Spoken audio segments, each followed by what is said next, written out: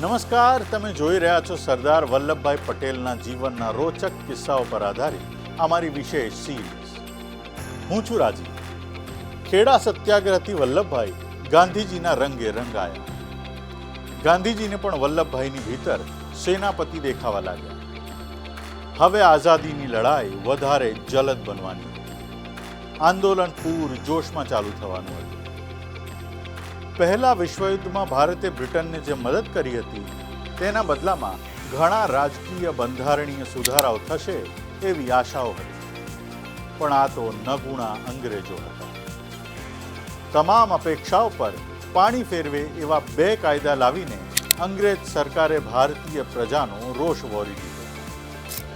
જેમાંનો એક હતો Rowlatt act. અંગ્રેજ સરકારને ખાસ સત્તા આપતા બે કાયદા લાવવા માટે કેન્દ્રીય ધારાસભામાં બે બિલ રજૂ કરાયા, જેની જોગવાઈઓ ગમે તેવા આંદોલનોને દબાવવા સક્ષમ હતી. સરકાર જેને ઈચ્છે એને કોર્ટમાં રજૂ કર્યા વિના જ કેદ કરી શકે એવી સત્તાની જોગવાઈ હતી. 24મી ફેબ્રુઆરી 1919માં ગાંધીજીએ જાહેરાત કરી કે જો આ બિલ પસાર થશે તો પોતે સત્યાગ્રહ આંદોલન કરશે. વિરોધ વચ્ચે માર્ચમાં બિલ પસાર થયું. ગાંધીજીએ સત્યાગ્રહ આંદોલન પર વિચાર વિમર્શ માટે સાબરમતી આશ્રમમાં બેઠક યોજી, જેમાં વલ્લભભાઈ પટેલ, ઇન્દુલાલ યાજ્ઞિક સહિત 20 આગેવાનો હાજર રહ્યા. 6 એપ્રિલ 1919થી અમદાવાદમાં સત્યાગ્રહ આંદોલનના મંડાણ થયા, જેની આગેવાની વલ્લભભાઈ પટેલે લીધી. વલ્લભભાઈની આગેવાનીમાં એક વિશાળ રેલી નીકળી. આ જ અરસામાં દિલ્હીમાં તોફાનો થયા. તરત જ ગાંધીજી ટ્રેનમાં દિલ્હી જવા નીકળ્યા. જો કે 8મી એપ્રિલે અંગ્રેજ સરકારે ગાંધીજીને ટ્રેનમાંથી ઉતાર્યા અને 10મીએ મુંબઈ લાવીને છોડી મૂક્યા. આ બધા જ ઘટનાક્રમની વચ્ચે 9મી એપ્રિલે સમગ્ર દેશમાં એવી વાત ફેલાઈ કે અંગ્રેજ સરકાર ગાંધીજીને ટ્રેનમાંથી ઉતારીને અજાણી જગ્યાએ લઈ ગઈ છે. આ સમાચારથી આખા દેશમાં તોફાનો ફાટી નીકળ્યા. ગુજરાતમાં અમદાવાદ અને વિરમગામમાં પણ મોટે પાયે તોફાનો થયા. 9મી એપ્રિલે અમદાવાદમાં તોફાની ટોળા પર પોલીસ અને લશ્કરે ગોળીબાર કર્યો, જેનાથી લોકો વધુ ઉશ્કેરાયા. બીજે દિવસે લોકોએ કેટલીય પોલીસ ચોકીઓ, તાર ટપાલ કચેરીઓ અને અન્ય સરકારી ઓફિસો ફૂંકી મારી. લોકો એટલી હદે ઉશ્કેરાયા હતા કે કલેક્ટર ઓફિસને પણ આગ લગાવી દીધી. તોફાનોમાં એક ગોરો સાર્જન્ટ માર્યો ગયો. સરકારે તોફાનનો બદલો લશ્કરી હિંસા અને જુલમથી વાળ્યો. 11 એપ્રિલે મુંબઈથી લશ્કર બોલાવ્યું અને અમદાવાદમાં માર્શલ લો મતલબ કે કટોકટી જાહેર કરી દીધી. એટલે લશ્કરને છૂટતો દોર મળ્યો. કેટલાય લોકો માર્યા ગયા, અનેક ઘાયલ થયા. મુંબઈથી લશ્કરી ટુકડીઓ અમદાવાદ જઈ રહી છે તે જાણીને લોકોએ નડિયાદમાં રેલના પાટા ઉખેડી નાખ્યા. બારેજડીમાં તારના દોરડા કાપી નાખ્યા. વિરમગામમાં એક મામલતદારની હત્યા થઈ ગઈ. ગુજરાતમાં તોફાનોના સમાચાર ગાંધીજીને મળ્યા તો તરત જ તેઓ અમદાવાદ પહોંચી ગયા. 13મી એપ્રિલે આશ્રમમાં સભા યોજી. શહેરમાં માર્શલ લો હોવા છતાં અંગ્રેજ સરકારે ગાંધીજીની વિનંતીથી લોકોને આ સભામાં જવાની છૂટ આપી. સભામાં ગાંધીજીનું લખેલું ભાષણ વલ્લભભાઈએ વાંચ્યું. ભાષણમાં ગાંધીજીએ કહ્યું હતું કે પોતે લોકોના ખોટા કામના પ્રાયશ્ચિત તરીકે 3 દિવસના ઉપવાસ કરવાના છે. લોકોને પણ એક ઉપવાસ કરવા તેમણે અપીલ કરી. ગાંધીજીએ અનુરોધ કર્યો કે લોકોએ ગુના કબૂલ કરવા અને સરકારે માફી આપવી. જો કે એ પ્રમાણે કંઈ જ થયું નહીં. અંતે ગાંધીજીએ સત્યાગ્રહ મોકૂફીની જાહેરાત કરી અને કહ્યું કે મેં હિમાલય જેવડી ભૂલ કરી છે. તોફાનોની સજા તરીકે અંગ્રેજ સરકારે નડિયાદ, બારેજડી, અમદાવાદ અને વિરમગામમાં સામૂહિક દંડ ફટકાર્યો. અમદાવાદની પ્રજા પર 9 લાખ રૂપિયાનો દંડ ફટકારાયો. વલ્લભભાઈ અને ડૉક્ટર કાનુગાએ અકારણ નાખવામાં આવેલો દંડ ભરવાનો ઇનકાર કરી દીધો. અંગ્રેજોએ ડૉક્ટર કાનુગાની કેશ બોક્સમાંથી એમના ભાગની રકમ કાઢી લીધી. વલ્લભભાઈના ઘરમાંથી પણ અંગ્રેજો એક કોચ, કોચ એટલે આપણે જે પલંગ તરીકે યુઝ કરીએ છીએ તેવું. એ ઉપાડી ગયા અને તે વેચીને રકમ વસૂલ કરી. જે લોકોને તોફાન માટે આડેધડ પકડ્યા હતા તેમના પર કેસ ચલાવવા સરકારે ખાસ અદાલત બેસાડી. આરોપીઓના બચાવ માટે વલ્લભભાઈ, કૃષ્ણલાલ દેસાઈ અને મણિલાલ કોઠારી ઊભા રહ્યા અને તેમને ઘણા બધા લોકોને છોડાવ્યા. એક ખુશામતિયા મ્યુનિસિપલ સભ્યએ પોલીસને સમાચાર આપ્યા કે મેં વલ્લભભાઈને તાર ઓફિસ બાળવા દીવાસળી ચાંપતા જોયેલા. એવું પણ ઉમેર્યું કે વલ્લભભાઈની સાથે વકીલ કૃષ્ણલાલ દેસાઈ અને ડૉક્ટર કાનુગા પણ હતા. આરોપ અતિ ગંભીર હતો એટલે તપાસ માટે પુણેથી CIDના અધિકારીઓ અમદાવાદ આવી ગયા. તપાસની જાણ જ્યારે કલેક્ટરને થઈ ત્યારે તેમણે CID અધિકારીને બોલાવીને કહ્યું કે જ્યારે તોફાનો થયા અને મકાનો બાળવામાં આવી રહ્યા હતા ત્યારે લોકોને શાંત પાડવાના ઉપાયોની ચર્ચામાં બધો જ વખત વલ્લભભાઈ મારી સાથે હતા. કલેક્ટરની આ વાત સાંભળ્યા બાદ તપાસ માંડી વાળવામાં આવી. રોલેટ એક્ટના વિરોધ દરમિયાન જ પંજાબમાં જલિયાંવાલા બાગ હત્યાકાંડ થયો. વિરોધ કરવા ભેગા થયેલા નિશસ્ત્ર અને શાંત લોકો ઉપર અંગ્રેજ અધિકારી જનરલ ડાયરે ગોળીબારનો આદેશ આપ્યો. અંધાધૂંધ ગોળીબારમાં સેંકડો નિર્દોષ સ્ત્રી પુરુષો અને માસૂમ બાળકોના મોત થયા. સમગ્ર દેશમાં ભયંકર ઉહાપોહ મચી ગયો. જલિયાંવાલા બાગ કત્લેઆમથી આખી દુનિયામાં બ્રિટિશ સરકારની ટીકા થઈ. બદનામી રોકવા અંગ્રેજ સરકારે સર વિલ્સન હન્ટરની આગેવાનીમાં તપાસ સમિતિ બનાવી.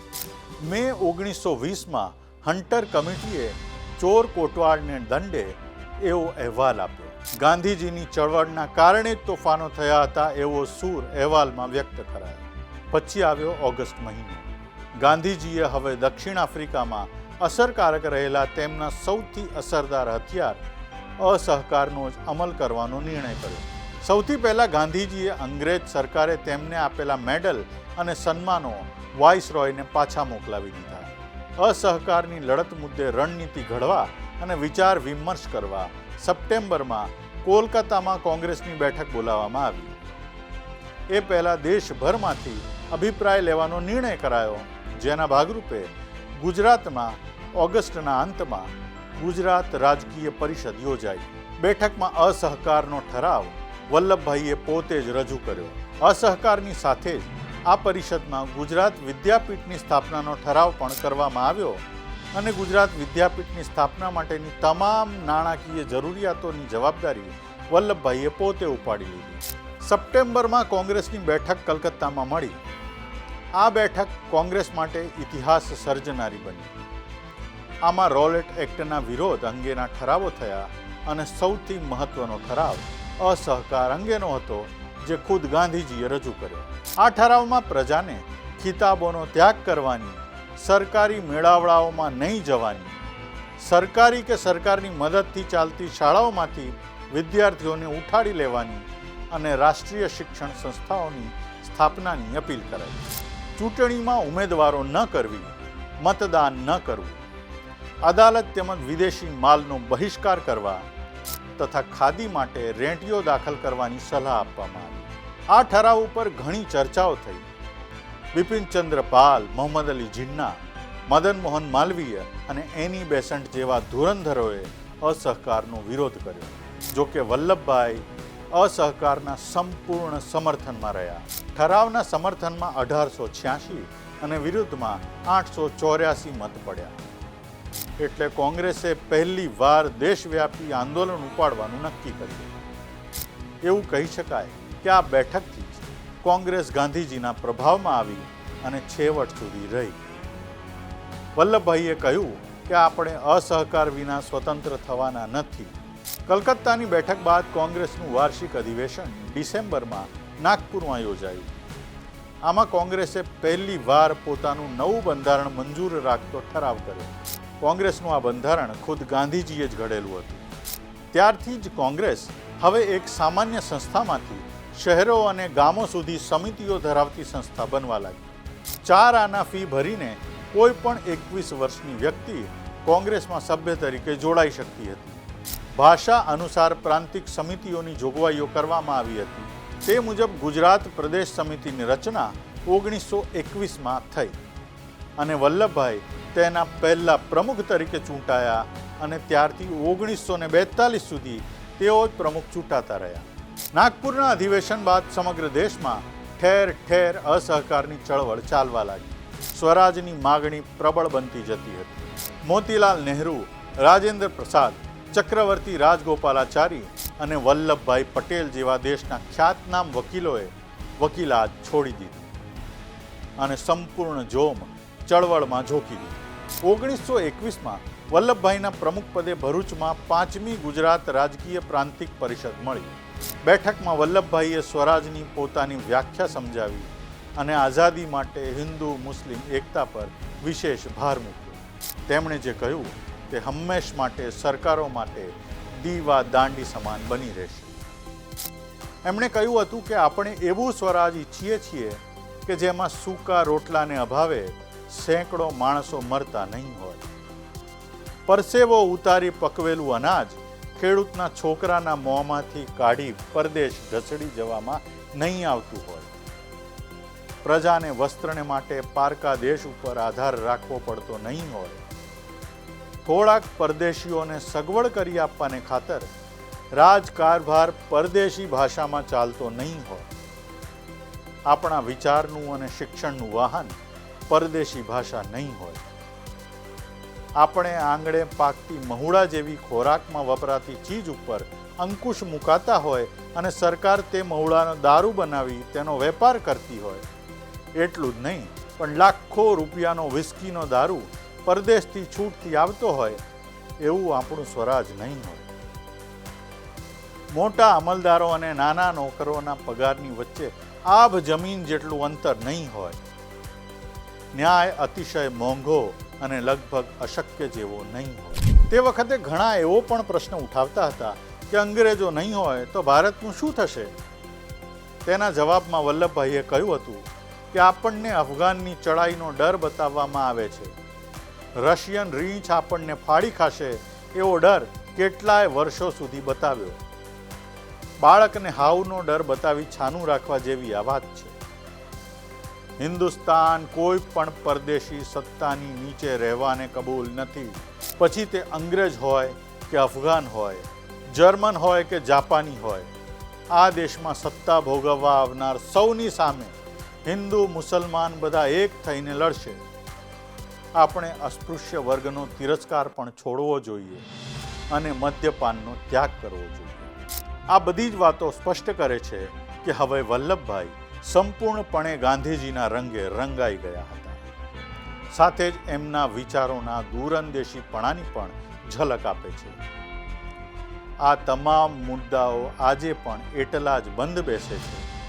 આજે પણ આપણને માર્ગ ચીંધનારા છે.